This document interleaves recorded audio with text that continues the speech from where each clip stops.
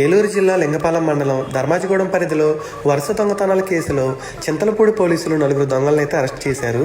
వారి వద్ద నుంచి 38 గ్రాముల బంగారం, కొంత నగదు, అలాగే ఒక ద్విచక్ర వాహనాన్ని స్వాధీనం చేసుకున్నట్లు పోలీసులు చెప్పారు. అయితే ఈ ఘటనపై డీఎస్పీ గారు మాట్లాడుతూ ఏమన్నారంటే, ఈ దొంగలు ఇంట్లో వాళ్ళు పొద్దున్నే పనులకు వెళ్లి సాయంత్రం వరకు ఇంట్లో ఎవరో ఉండరని గమనించి అదే టైంని టార్గెట్ చేసుకొని దొంగతనానికి పాల్పడుతున్నారని చెప్తున్నారు. ఏ ఇల్లు ఖాళీగా ఉంటుంది, ఎవరు బయటికి వెళ్ళారు అన్నది ముందుగానే గమనించి ప్లాన్ చేసి మరీ చోరీలు చేస్తున్నారంట.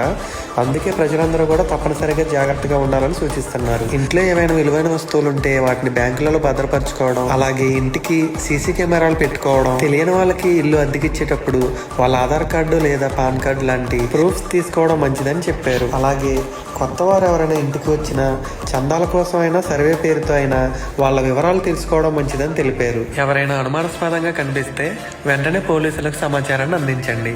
ఇలాంటి జాగ్రత్తలు తీసుకుంటే దొంగతనాల నుంచి మనం సేఫ్గా ఉండొచ్చు.